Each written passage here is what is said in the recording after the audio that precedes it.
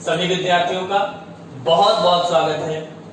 मैं आशीष पाठक, national inter college तहसील फतेहपुर जनपद बाराबंकी से भौतिक विज्ञान की इस कक्षा हेतु आप सबके सम्मुख उपस्थित हूं और आज फिर से हम लोग जिस अध्याय विद्युत धारा को पिछले 2 व्याख्यानों से समझ रहे थे, जान रहे थे, अध्ययन कर रहे थे, उसी श्रृंखला में आज तृतीय भाग में आप सब से जुड़कर कुछ नए शीर्षकों पर चर्चा करने हेतु हम सब पूरे मन से एकत्र हैं। तो विद्यार्थियों, जैसा कि आपको पता है कि हम लोग विद्युत धारा अध्याय में अभी तक कुछ बहुत महत्वपूर्ण सिद्धांतों पर, परिभाषाओं पर चर्चा कर चुके हैं और अभी तक हमने जिन बिंदुओं पर चर्चा की है उनमें विद्युत धारा की व्यापक परिभाषा, सामान्य परिभाषा, साथ ही साथ ओम का नियम जो बहुत महत्वपूर्ण है। ओम के नियम के साथ हम लोगों ने अपवाह वेग, प्रतिरोधकता का उद्गम, चालकता, विश्रांति काल और गतिशीलता जैसे बिंदुओं को जाना, समझा और देखा है। और आज उसी क्रम में हम लोग थोड़ा और आगे चलेंगे और आज कुछ नए शीर्षकों पर मैं आपके साथ चर्चा करने हेतु यहां उपस्थित हूं। तो आइए विद्यार्थियों, सबसे पहले हम उन बिंदुओं पर एक दृष्टि डालते हैं जिन पर आज की कक्षा में हमें चर्चा करनी है। मुझे विश्वास है कि आप पूरे तैयारी के साथ, पूरे उत्साह के साथ इस कक्षा हेतु उपस्थित होंगे और मैं भी उसी उत्साह के साथ आपसे सबसे पहले साझा करता हूं उन शीर्षकों को जिनके बारे में आज हम लोग चर्चा करेंगे। तो आप देख सकते हैं कि हम लोग आज सबसे पहले विभिन्न पदार्थों की प्रतिरोधकता के बारे में जानेंगे, समझेंगे। आप देख रहे हैं शीर्षक आपके सम्मुख उल्लिखित है और इसी के साथ साथ प्रतिरोधक वर्ण कोड, ये बहुत महत्वपूर्ण है, बहुत इंटरेस्टिंग भी है, बहुत सरल भी है, इसके बारे में जानेंगे। साथ ही साथ प्रतिरोधकता पर ताप की निर्भरता, ये बहुत महत्वपूर्ण बिंदु है। समझने की दृष्टि से आप लोगों के लिए सरल तो है लेकिन समझना होगा, तो हम लोग इस पर चर्चा करेंगे, प्रतिरोधकता की ताप पर निर्भरता, और उसी के साथ आंकिक प्रश्न को हल करेंगे और अंत में आपकी अभ्यास के लिए प्रश्न को भी मैं आपसे साझा करूंगा। तो इन सभी शीर्षकों को क्रमबद्ध ढंग से आज की कक्षा में हम लोग सीखेंगे, जानेंगे, जुड़ेंगे। तो सबसे पहले हम आज का जो पहला शीर्षक है विभिन्न पदार्थों की प्रतिरोधकता, उस ओर उन्मुख होते हैं। तो आइए चलते हैं विभिन्न पदार्थों की प्रतिरोधकता को जानने के लिए। तो विद्यार्थियों, हम लोगों ने प्रतिरोधकता को जाना है। अब हम आपसे ये कहना चाहते हैं कि विभिन्न पदार्थों को प्रतिरोधकता पर निर्भरता तथा उनके हुए बढ़ते हुए मान के अनुसार 3 वर्गों में विभाजित कर सकते हैं, उनका वर्गीकरण कर सकते हैं। 3 रूपों में उनका वर्गीकरण किया जा सकता है पदार्थों का। अगर हम इस तरीके से वर्गीकरण करें तो सबसे पहला जो वर्गीकरण में हमको मिलेंगे वो होंगे चालक पदार्थ, और द्वितीय होंगे अर्धचालक और तृतीय होंगे विद्युतरोधी। इस प्रकार से हमने पदार्थों को 3 हिस्सों में वर्गीकृत कर दिया, चालक पदार्थ, अर्धचालक पदार्थ और विद्युतरोधी पदार्थ। अब हम लोग इसको थोड़ा सा समझ भी चुके हैं, जान भी चुके हैं कि जो चालक होते हैं उनमें प्रमुखतः धातुएं आती हैं, और ये जो धातुएं हैं जिनको हम प्रमुख रूप से चालक मानते हैं, इनकी प्रतिरोधकता निम्न होती है। उनकी प्रतिरोधकता जो होती है आपके सम्मुख, अब आप एक सारणी भी देख पा रहे हैं जिसमें विभिन्न पदार्थों की प्रतिरोधकता को प्रदर्शित किया गया है। मैं इसको भी व्याख्यायित करूंगा। फिलहाल इस सारणी में जो सबसे ऊपर की ओर पदार्थ लिखे हुए हैं वे चालक पदार्थ हैं, और ये जो चालक पदार्थ होते हैं इनकी प्रतिरोधकता जो सारणी में भी दी हुई है वो ओम मीटर में दी हुई है। तो जो चालक पदार्थों की प्रतिरोधकता होती है विद्यार्थियों, वो 10⁻⁻8 ओम मीटर से लेकर इसकी जो परिसर है वो 10⁻⁻6 ओम मीटर कोटि की होती है। ये हमारे चालक पदार्थों की प्रतिरोधकता होती है। अब चालक पदार्थों की प्रतिरोधकता हमने जान ली, और इसमें अगर आप सारणी में देखेंगे तो आपको जो चालक पदार्थों के कुछ उदाहरण दिखाई दे रहे हैं, उनमें चांदी, तांबा, एल्युमिनियम, टंगस्टन, लोहा जिसे हम आयरन कहते हैं, प्लेटिनम, पारा या मरकरी, ये सब आपको दिखाई दे रहे हैं। तो ये जितने भी हमारे चालक हैं, इन सब की प्रतिरोधकता इसी परिसर में होती है 10 की घात -8 ओम मीटर से 10 की घात -6 ओम मीटर कोटि में। और इसके बाद अगर मैं आपसे कहूं कि सारणी का जो सबसे नीचे का हिस्सा है, उसमें हमने विद्युत रोधी पदार्थ लिखे हुए हैं और उसको आप देख सकते हैं। तो ये जो विद्युत रोधी पदार्थ हैं, जैसे कि उदाहरण के तौर पर मैं आपसे कहूं सेरेमिक जिसे मृत्तिका कहते हैं, रबर या प्लास्टिक, या उसके अतिरिक्त कुछ अन्य उदाहरण आपको इस सारणी में दिखाई देंगे, शुद्ध जल, कांच, कठोर रबर, सोडियम क्लोराइड, संयुक्त स्फटिक, ये सब जो हमारे विद्युत रोधी पदार्थ हैं, जो इनकी प्रतिरोधकता होती है, वो जो चालक की प्रतिरोधकता मैंने जिनका परिसर यहां पर लिख रखा है, इनकी 10 की घात 18 गुनी या उससे भी अधिक हो सकती है। अर्थात विद्युत रोधी जो पदार्थ होंगे, उनकी प्रतिरोधकता चालक की तुलना में 10 की घात 18 गुनी 10 टू पावर 18 टाइम्स या इससे भी अधिक हो सकती है। अब हमने ये जान लिया कि जो चालक पदार्थ हैं उनकी प्रतिरोधकता कितनी है, और जो विद्युत रोधी पदार्थ हैं उनकी प्रतिरोधकता कितनी है। अब विद्यार्थियों, अब कुछ ऐसे पदार्थ होंगे जो न तो चालक होंगे और जो ना ही विद्युत रोधी होंगे, अर्थात ऐसे पदार्थ जो इन दोनों के बीच में आते हैं, जिनकी प्रतिरोधकता इन दोनों के बीच में आती है, इनको हम अर्धचालक पदार्थ कहते हैं, जिनको आप इस सारणी में बीच में लिखा हुआ देख सकते हैं। और इनके उदाहरण के तौर पर आप देख सकते हैं, इसमें कार्बन, जर्मेनियम और सिलिकॉन के नाम आपके सामने लिखे हुए हैं। और ये जो अर्धचालक पदार्थ हैं, इनके अंदर एक विशेष अभिलाक्षणिक गुण पाया जाता है कि इनकी प्रतिरोधकता ताप बढ़ाने पर घटती है। अभी हम लोग अध्ययन करने वाले हैं अगले शीर्षक में, प्रतिरोधकता का पर ताप का प्रभाव हम लोग जानेंगे, लेकिन मैं आपको बता रहा हूं कि अर्धचालकों की प्रतिरोधकता ताप बढ़ाने पर घटती है। और सबसे खास बात है कि ये जो अर्धचालक होते हैं, इनकी प्रतिरोधकता अशुद्धियों की बहुत अल्प मात्रा से भी प्रभावित हो जाती है। अगर अशुद्धियों की अल्प मात्रा की भी उपस्थिति हो तो इन अर्धचालक पदार्थों की प्रतिरोधकता प्रभावित हो जाती है। और इनके इसी विशिष्टता का लाभ हम लोग इलेक्ट्रॉनिक युक्तियों में जो प्रयुक्त होने वाले अर्धचालक हैं, सेमीकंडक्टर हैं, उनके निर्माण में करते हैं। तो इस प्रकार से हम लोगों ने देखा कि ये जो हमारी सारणी है, इस सारणी में हमारे चालक, अर्धचालक और विद्युत रोधी पदार्थों की जो प्रतिरोधकता है, उसकी कोटि कहां से कहां तक हो सकती है, और आपने उनके क्रम से ये देखे भी, तमाम से उदाहरण लिखे हुए हैं। मैं आगे बढ़ूं उसके पहले एक चीज और बता दूंगा। इसी सारणी में जो अंतिम कॉलम है, उसमें आप देखेंगे कि एक और नाम लिखा हुआ है, प्रतिरोधकता ताप गुणांक, जिसको अल्फा से प्रदर्शित किया गया है, जो 0 डिग्री सेंटीग्रेड पर प्रदर्शित है, जिसके बारे में अभी हम आगे आने वाले शीर्षक में विधिवत रूप से चर्चा करेंगे। तो विद्यार्थियों, जब मैंने आपसे चालक, विद्युत रोधी और अर्धचालक के बारे में बात की, उनके बारे की प्रतिरोधकता की कोटि बताई, परिसर आपको बताया, तो आपसे यह भी बताना है कि जो घरेलू या प्रयोगशालाओं में प्रयोग हेतु व्यापारिक दृष्टिकोण से बनाए जाने वाले प्रतिरोधक होते हैं, वो मुख्यतः 2 तरह के हो सकते हैं। कौन कौन से 2 तरीके के प्रतिरोधक हो सकते हैं? एक तो हो सकते हैं तार आबद्ध प्रतिरोधक, एक हो सकते हैं हमारे तार आबद्ध प्रतिरोधक, और दूसरे हो सकते हैं कार्बन प्रतिरोधक,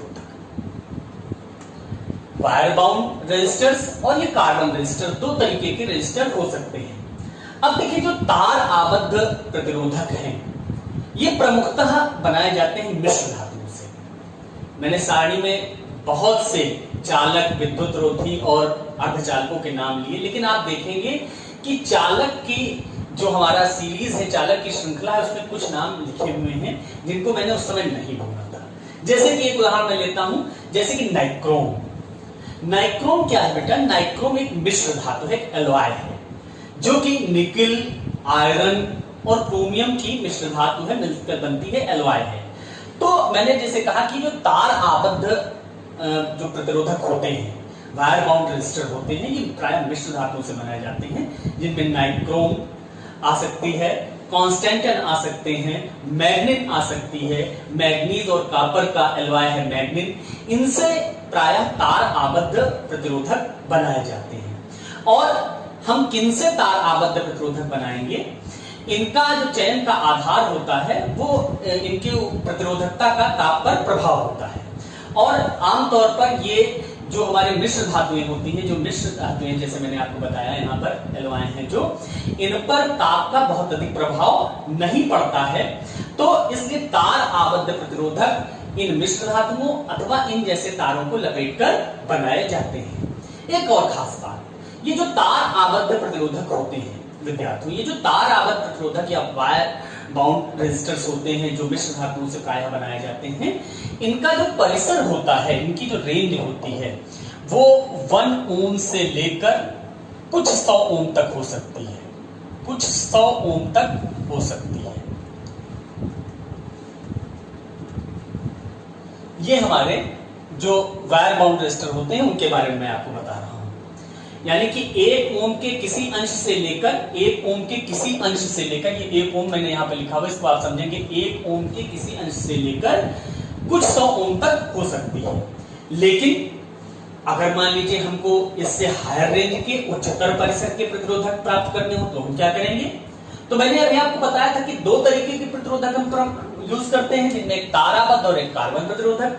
तो तार आबद्ध प्रतिरोधक की जो रेंज है वो निश्चित रूप से 1 ओम के कुछ अंश से लेकर के कुछ 100 ओम तक हो सकती है। लेकिन उच्च परिसर के लिए हम लोग कार्बन प्रतिरोधक का प्रयोग करते हैं। ये कार्बन प्रतिरोधक जो होते हैं, ये कार्बन प्रतिरोधक सामान्य तौर पर सुसंगत होते हैं, सस्ते होते हैं, आमाप में छोटे होते हैं और इनका प्रयोग इलेक्ट्रॉनिक युक्तियों में किया जाता है। तो हम इन कार्बन प्रतिरोधकों को, जिनको जो सस्ते भी हैं, जो आमाप में छोटे हैं, इलेक्ट्रॉनिक युक्तियों में प्रायः प्रयोग भी किए जा रहे हैं, इनको बड़े परिसर के लिए उपयोग करते हैं। और आमाप में छोटे होने के कारण हम इनकी गणना, जो इनके मान की गणना है, इसके लिए एक विशेष तरीके को इस्तेमाल करते हैं जिसे वर्णकोड कहते हैं। तो आइए एक हम लोग देखते हैं, एक और सारणी से जुड़ते हैं, जो कि हमारे पास अगला टॉपिक भी मैंने आपसे कहा था कि जो प्रतिरोधक का वर्णक्रम है, जो वर्णकोड है, उससे हम जुड़ते हैं। तो यहां पर आप देखें कि आपके पास वर्णकोड दिखाई दे रहा है। हमारे पास जो प्रदर्शित है, जो हमारे प्रतिरोधक का वर्णकोड है, ये कार्बन प्रतिरोधक के वर्णकोड है। आप देखेंगे कि जो हमारे कार्बन प्रतिरोधक होते हैं, इन पर प्रायः कुछ समाक्षी वलय बने हुए होते हैं और ये वलय अलग अलग रंग के हो सकते हैं। इन्हीं रंगीन वलयों के आधार पर इनके मान की गणना की जाती है। और जो आपके पास यहाँ पर सारणी प्रदर्शित हो रही है प्रतिरोधक वर्णकोड की, अगर विद्यार्थियों आप इसको देखेंगे तो इसमें एक तरफ रंग है, फिर अंक दिया हुआ है, गुणक है और फिर लास्ट में सह्यता दी हुई है। ये इस क्रम में आपको सारणी दिखाई दे रही है। तो विद्यार्थियों मैं आपको बताऊं कि इन कार्बन प्रतिरोधक पर जो प्रारंभ के 2 वलय होते हैं वो ओम में प्रतिरोध के प्रारंभ के 2 सार्थक अंकों को प्रदर्शित करते हैं। जो तृतीय वलय होता है वो दशमलव गुणक को प्रदर्शित करता है और जो चतुर्थ वलय होता है, जो चौथी धारी होती है, वो सह्यता अथवा निर्देशित मान में जो संभावित विचरण है प्रतिशत में, उसको प्रदर्शित करता है। कभी कभी ऐसा भी होगा कि चतुर्थ वलय नहीं उपस्थित होगा। जब चतुर्थ वलय उपस्थित नहीं होता है तो हम ये कहते हैं कि इस कार्बन प्रतिरोधक की सह्यता 20% है। इस प्रकार से हम कार्बन प्रतिरोधकों के मान का निर्धारण करते हैं। अब मैं आपको एक उदाहरण के जरिए भी समझाऊंगा कि किस प्रकार से इस सारणी का उपयोग करके हम लोग कार्बन प्रतिरोधक के मान का निर्धारण कर सकते हैं। तो आइए चलते हैं एक उदाहरण की ओर। तो विद्यार्थियों आपको 2 कार्बन प्रतिरोधक दिखाई दे रहे हैं चित्र में। तो सबसे पहले कार्बन प्रतिरोधक का मान हम ज्ञात करते हैं। तो आप देखेंगे पहले कार्बन प्रतिरोधक में 3 शुरुआत के वलय लाल रंग के हैं और जो चौथा वलय है वो सिल्वर कलर का है, चांदी के रंग का है। तो आपको ये पता है, जो अभी हम लोगों ने प्रतिरोधक वर्णकोड की सारणी देखी, कि जो हमारे पास लाल रंग है वो सबसे पहले काला, फिर भूरा और फिर लाल तीसरे नंबर पर आता है। और अगर उसका मान देखेंगे तो 0, 1, 2, यानी कि अगर हम इसके मान की गणना करें तो मैंने बताया था कि शुरुआत के दो वलय ओम में प्रतिरोध के शुरुआत के दो सार्थक अंक बताते हैं, यानी कि 2, अगेन 2। फिर हमारा जो तीसरा वलय है वो दशमलव गुणक को बताता है। तीसरे क्रम पर आने के कारण इसका जो दशमलव गुणक है वो 2 होता है, यानी कि 10 to power 2 यहां पर हो जाएगा। और जो सहता है, ये सिल्वर कलर की सहता जो होती है वो 10% होती है। तो ये हमारे पास जो मान प्राप्त हुआ 22 × 10 to power 2 ± 10%, ये ओम में हमको इस कार्बन प्रतिरोधक का मान प्राप्त हो गया। अब आते हैं जो दूसरा चित्र आपको दिखाई दे रहा है, उसमें देखेंगे जो पहला वलय है वो पीले रंग का है, जो दूसरा वलय आपको दिखाई दे रहा है वो है बैंगनी रंग का, जो तीसरा वलय आपको दिखाई दे रहा है वो भूरे रंग का है, और जो चौथा वलय है वो सुनहला है। अब आप अगर ध्यान देंगे, प्रतिरोधक वर्णकोड की सारणी को दोबारा से मन मस्तिष्क में याद करेंगे तो आपको पता चलेगा कि जो पीले रंग के लिए वर्णकोड आएगा वो 4, बैंगनी के लिए 7, और भूरा रंग आपने देखा था कि शुरुआत से क्रमांक 2 पर आता है, काले के बाद भूरा, तो है तो ये क्रमांक 2 पर, लेकिन ये तीसरा वलय हमारा दशमलव गुणक को बताता है, तो इसका जो दशमलव गुणक होगा वो 10 to power 1 या 10 कहलाएगा। और जो चौथा ये सहता सुनहले रंग के लिए 5% की होती है। इस प्रकार से अगर दूसरे वाले उदाहरण को देखकर हम बताएं कि उसका कार्बन प्रतिरोध का मान कितना होगा, तो 47 यहां से × 10 और ±5%, ये ओम में ये मान हमको प्राप्त हो जाएगा दूसरे कार्बन प्रतिरोधक का। इस प्रकार हम किसी भी कार्बन प्रतिरोधक का मान ज्ञात कर सकते हैं वर्णकोड की सहायता से। अब अगले शीर्षक की हम लोग आगे बढ़ते हैं। तो विद्यार्थियों, अगला शीर्षक जो हमारा है प्रतिरोधकता की तापमान निर्भरता, इसको हम लोग समझते हैं। तो सबसे पहले आपको मैं बता दूं कि पदार्थ की प्रतिरोधकता तापमान निर्भर पाई जाती है, लेकिन विभिन्न पदार्थ एक जैसी ताप निर्भरता प्रदर्शित नहीं करते हैं। एक लिमिटेड ताप परिसर में, एक सीमित ताप परिसर में जो बहुत अधिक न हो, किसी धात्विक चालक की प्रतिरोधकता को हम एक प्रकार से व्यक्त कर सकते हैं। हम लिख सकते हैं ρT = ρ0, ये ρ0 या ρ0 जिसको हम कह सकते हैं 1 + αT - T0। अब आप देखें यहां पर इसमें कुछ संकेत प्रयुक्त हुए हैं। जो ρT है ये ताप T पर प्रतिरोधकता है, और जो हमारा ρ0 है ये एक संदर्भ ताप रेफरेंस टेम्परेचर लिया गया है T0, रेफरेंस टेम्परेचर T0 पर प्रतिरोधकता है, उसका माप है। और उसके बाद अल्फा को हम क्या कह सकते हैं, प्रतिरोधकता ताप गुणांक कहते हैं, जिसको आपने अभी हमने जब शुरुआत में एक सारणी प्रदर्शित की थी उसके लास्ट कॉलम में दिखाया गया था। 0 डिग्री सेंटीग्रेड पर कुछ पदार्थों की प्रतिरोधकता ताप गुणांक को वहां प्रदर्शित किया गया था। और ये जो अल्फा है प्रतिरोधकता ताप गुणांक है, इसकी जो विमा होती है वो ताप इनवर्स होती है, और धातुओं के लिए इस प्रतिरोधकता ताप गुणांक अल्फा का मान पॉजिटिव होता है, धनात्मक होता है। अब आप अगर इस संबंध को देखेंगे तो इस संबंध को देखने से ऐसा हमको पता चलता है, ऐसा प्रतीत होता है, ऐसा दिखाई देता है, ऐसा ध्वनित होता है कि यहाँ पर अगर कैपिटल T ताप और जो हमारी प्रतिरोधकता है ρT, इन दोनों के बीच ग्राफ अगर खींचा जाए तो एक हमको स्ट्रेट लाइन मिलेगी, एक सरल रेखा मिलेगी। लेकिन 0 डिग्री सेंटीग्रेड से अगर ताप बहुत घटा दिया जाए, अगर 0 डिग्री सेंटीग्रेड से बहुत कम ताप कर दिया जाए, तो ये जो ग्राफ है वो सरल रेखा से काफी विचलित हो जाता है। विद्यार्थियों, ये भी हमको ध्यान में रखना है। तो इस समीकरण को, ये जो दिया हुआ समीकरण है ρT = ρ0 1 + αT - T0, इसको हम संदर्भ ताप, जो संदर्भ ताप है हमारा संदर्भ ताप T0 के किसी सीमित परिसर में उपयोग कर सकते हैं, जहां पर हमको ये ग्राफ लगभग एक सीधी रेखा प्राप्त होता है। अब आप देखिए, कुछ हम आपको ग्राफ प्रदर्शित कर रहे हैं यहां पर। तो विद्यार्थियों, जैसा मैंने आपसे कहा कि अब हम लोग कुछ ग्राफ को देखेंगे।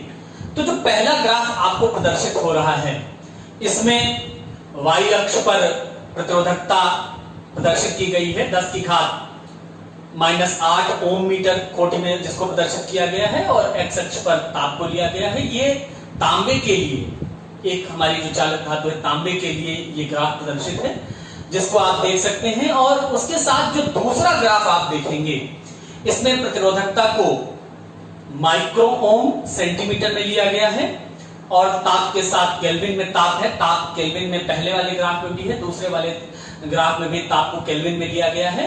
और ये जो दूसरा ग्राफ है ये नाइक्रोम मिश्र धातु के लिए, जिसका जिक्र मैंने अभी पहले किया था। तो विद्यार्थियों, ये जो दूसरा ग्राफ आप देख रहे हैं, ये पहले ग्राफ से उलट जो बहुत दुर्बल ताप प्रतिरोधकता प्रदर्शित करता है, द्वितीय ग्राफ में आप देख सकते हैं। मैंने आपको बताया था कि जो मिश्र धातुएं होती हैं ये दुर्बल ताप प्रतिरोधकता प्रदर्शित करती हैं, और जिसको आप यहाँ ग्राफ के माध्यम से देख पा रहे हैं। और उसी के साथ एक तीसरा ग्राफ भी आप देख रहे हैं, ये जो खींचा गया है, ये प्रतिरोधकता रो और ताप T केल्विन में उसके बीच जब खींचा गया, तो इससे आप देख रहे हैं कि ताप बढ़ने के साथ साथ प्रतिरोधकता घट रही है। ये ग्राफ अर्धचालक के लिए एक खींचा हुआ ग्राफ है। इस प्रकार से 3 अलग अलग ग्राफ आप देख रहे हैं। एक चालक धातु तांबे के लिए है, दूसरा हमारा जो मिश्र धातु है जो दुर्बल ताप प्रतिरोधकता प्रदर्शित करते हैं नाइक्रोम के लिए है, और तीसरा जो हमारा ग्राफ है वो एक अर्धचालक सेमीकंडक्टर के लिए दिखाया गया है। अब जो मैंने आपको बताया कि जो दुर्बल ताप प्रतिरोधकता प्रदर्शित करने के कारण ही जो हमारे मिश्र धातुएं हैं, इनको हम तार आबद्ध प्रतिरोधक बनाने में प्रयुक्त किया जाता है, क्योंकि इनके ऊपर ताप का बहुत अधिक प्रभाव नहीं पड़ता है। और अब आइए हम कुछ व्याख्या के जरिए समझें कि क्यों हम ये अलग अलग हमको स्वरूप अलग अलग ग्राफ देखने को मिल रहे हैं। तो इसकी ओर हम लोग बढ़ते हैं कि गुणात्मक रूप से विवेचन करते हैं ये जो हमारी हमको दिखाई दे रहे हैं ग्राफ, और अलग अलग जो निर्भरता है ये क्यों होती है इसका ये विवेचन करते हैं। तो हम लोगों को ज्ञात है कि प्रतिरोधकता जो हमारी होती है, जिसको हम रो से प्रदर्शित करते हैं, इसका मान 1 चालकता के बराबर हो जाता है। चालकता को हम सिग्मा तक प्रदर्शित करते हैं, और इसका मान हमको जो प्राप्त होगा वो निश्चित रूप से प्राप्त होगा m/n e²τ। यहां पर आप देखिए, मैं संकेत एक बार पुनः आपको याद दिला दूं। स्मॉल m ये इलेक्ट्रॉन का द्रव्यमान है, n इकाई आयतन में, चालक के इकाई आयतन में मुक्त इलेक्ट्रॉनों की संख्या है, स्मॉल e इलेक्ट्रॉन के आवेश का मान है, और τ ये इलेक्ट्रॉन के आयनों से क्रमागत संघट्ट में लगा हुआ एवरेज टाइम है, औसत समय है, जिसे हम विश्रांत काल भी कहते हैं। तो इस संबंध से विद्यार्थियों एक चीज आपको स्पष्ट हो रही होगी कि जो हमारे पास प्रतिरोधकता रो है ये व्युत्क्रमानुपाती है टाउ के, और साथ ही साथ जो हमारी प्रतिरोधकता रो है ये व्युत्क्रमानुपाती है इकाई आयतन में मुक्त इलेक्ट्रॉनों की संख्या की। अब देखिए होता क्या है, तो जब ताप बढ़ता है विद्यार्थियों, तो होता क्या है कि जो इलेक्ट्रॉन विद्युत धारा वहन करते हैं उनकी औसत चाल बढ़ जाती है, और जब उनकी औसत चाल बढ़ जाती है इलेक्ट्रॉनों की, तो उनकी जो संघट्ट है, उनका जो संघट्ट है आयनों का जो हो रहा है, उस संघट्ट की आवृत्ति बढ़ जाती है। अर्थात आवृत्ति बढ़ने का अर्थ है कि उनकी क्रमागत टक्करों में, क्रमागत संघट्ट में लगा हुआ समय, जिसे विश्रांति काल टाउ हमने कहा है, ये घट जाता है। तो टाउ घट जाता है, और साथ ही साथ ताप बढ़ने से जो n है इकाई आयतन में मुक्त इलेक्ट्रॉनों की संख्या ये बढ़ जाती है। तो टाउ घटता है, n बढ़ता है, ये दो चीजें होती हैं। ताप बढ़ने से टाउ घटता है और n बढ़ जाता है। अब हम देखते हैं कि धात्विक चालकों में क्या होता है। धात्विक चालकों में आप जानते हैं कि n पर बहुत ज्यादा प्रभाव नहीं पड़ता है, n पर प्रभाव पड़ने का कोई औचित्य नहीं है। अर्थात ताप बढ़ने से धात्विक चालकों में इकाई आयतन में मुक्त इलेक्ट्रॉनों की संख्या लगभग अप्रभावित रहती है, बहुत ज्यादा अंतर उस पर नहीं आता है। लेकिन टाउ घट रहा है, और जब ये टाउ घट रहा है तो प्रतिरोधकता उनकी बढ़ जाती है। अर्थात धात्विक चालकों में जब ताप बढ़ता है तो टाउ घटने के कारण उनकी प्रतिरोधकता बढ़ जाती है, जिसे हमने ग्राफ में देखा है। अब अर्धचालकों और जो हमारे विद्युत रोधी पदार्थ हैं उनमें क्या होता है, उन दोनों में भी टाउ तो घटता है, टाउ घटता है, लेकिन उन दोनों में टाउ के घटने से ज्यादा प्रभाव n के बढ़ने का होता है। उन अर्धचालकों और विद्युत रोधी पदार्थों में n जो इकाई आयतन में मुक्त इलेक्ट्रॉनों की संख्या है ये काफी बढ़ जाती है, जिस कारण से जिस अनुपात में टाउ प्रभावित करता है रो को, उससे ज्यादा प्रभावित करता है n, और अंतिम परिणाम के रूप में इस प्रकार से n का बढ़ा हुआ जो हमारा मान है वो रो को घटा देता है, अर्थात विद्युत रोधी पदार्थों और अर्धचालकों में ताप बढ़ने पर प्रतिरोधकता घटी हुई हमको दिखाई देती है। इस प्रकार से हमने देखा कि प्रतिरोधकता पर ताप का क्या प्रभाव पड़ता है।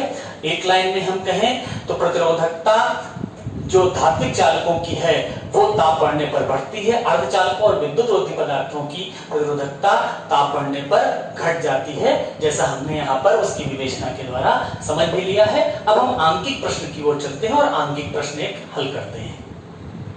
तो विद्यार्थियों, आपके सम्मुख एक आंकिक प्रश्न आपको दिखाई दे रहा है। इस आंकिक प्रश्न में लिखा हुआ है कि कमरे के ताप 27 डिग्री सेंटीग्रेड पर किसी तापन अवयव का प्रतिरोध 100 ओम है। यदि तापन अवयव का प्रतिरोध 117 ओम हो तो अवयव का ताप कितना होगा। प्रतिरोधक के पदार्थ का ताप गुणांक 1.7 इंटू 10⁻⁻⁴ प्रति डिग्री सेंटीग्रेड है। तो अब आप देखिए, इस प्रश्न को हम हल करते हैं कि कमरे के ताप, हमने मान लिया कि ताप कमरे के ताप,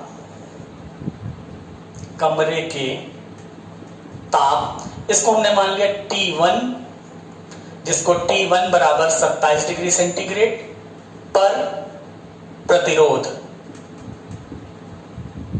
इसको हमने R1 कह दिया। ये हमारा है, आपको प्रश्न से पता चल गया 100 ओम। उसके बाद कहते हैं कि तापन अवयव का प्रतिरोध 117 ओम हो। तापन अवयव का प्रतिरोध, इसको हम R2 कह रहे हैं, R2 बराबर 117 ओम। हमने मान लिया वो ताप कितना है, माना वो ताप जो है T2 है, मान लिया वो ताप कितना है, T2 है। और साथ ही साथ इन्होंने बताया है, आप देख रहे हैं प्रश्न में, प्रतिरोधक के पदार्थ का जो प्रतिरोधक ताप गुणांक है वो अल्फा, जिसको हम कहते हैं प्रतिरोधक ताप गुणांक अल्फा 1.7 इंटू 10⁻⁻⁴ प्रति डिग्री सी है। अब हम देखिए इस प्रश्न को कैसे हल करेंगे। हमको एक सूत्र, विद्यार्थियों पता है, मैंने आपको प्रतिरोधकता के संबंध में जो सूत्र बताया था उससे मिलता जुलता ही यहाँ पर सूत्र है। आप उस सूत्र को अगर आप यहाँ देखें तो प्रतिरोध ताप गुणांक के प्रतिरोध, जो हमारे पास प्रतिरोधकता ताप गुणांक के प्रतिरोध ताप गुणांक अल्फा है, ये बराबर हमारे पास होता है R2 माइनस R1 बटे R1 T2 माइनस T1। हम इसका उपयोग करेंगे और यहां से अगर हम देखें तो T2 माइनस T1 बराबर R2 माइनस R1 बटे R1 अल्फा। अब यहां पर हमको मान रखना है, तो देखें T2 हमको ज्ञात करना है, T1 हमको पता है 27 डिग्री सेंटीग्रेड, R2 का मान हमारे पास है 117, ये 100 है, नीचे R1 100 है और अल्फा का मान है 1.7 इंटू 10⁻⁻⁴। अब इसको अगर हम हल करते हैं विद्यार्थियों, आप यहां ध्यान से देखें तो हमारे पास ऊपर आ जाएगा 17 अपॉन, नीचे हम सॉल्व करेंगे 1.7 इंटू 10⁻⁻²। इसको हल करने पर हमको यहां से प्राप्त होगा, अगर आप देखें तो यहां से हमको मिल जाएगा 10⁻3। इसका मतलब T2 माइनस 27 इक्वल टू 1000, जिससे हम यहां पर देखें कि T2 का मान जो हमारे पास आया 1000 प्लस 27, यानी कि T2 equal to 1027 degree centigrade. इस प्रकार से हमने इस सूत्र का उपयोग करके क्या प्राप्त कर लिया, जो ताप हमको ज्ञात करना था वो प्राप्त कर लिया। तो हमारे पास जो प्रतिरोधक के पदार्थ का ताप गुणांक अल्फा था उसका उपयोग करते हुए ये हमने कैलकुलेशंस के जरिए यहां मान प्राप्त कर लिया है। तो विद्यार्थियों, आपने इस अंक प्रश्न को देखा और अब आपके करने के लिए, आपके अभ्यास के लिए भी एक अंक प्रश्न मैं लेकर आया हूं और वो आपको मैं दे रहा हूं। घर पर आप अभ्यास कार्य करेंगे। तो आइए चलते हैं अभ्यास कार्य के लिए जो अंक प्रश्न आज आपके लिए मैं लेकर आया हूं। तो विद्यार्थियों, जो अभ्यास का प्रश्न आज आपके लिए है निश्चित रूप से मुझे पता है कि आप सब इस प्रश्न को हल कर लेंगे। अगले व्याख्यान के साथ आपसे फिर से जुड़ूंगा। तब तक के लिए आप सब स्वस्थ रहें, सुरक्षित रहें। बहुत बहुत धन्यवाद।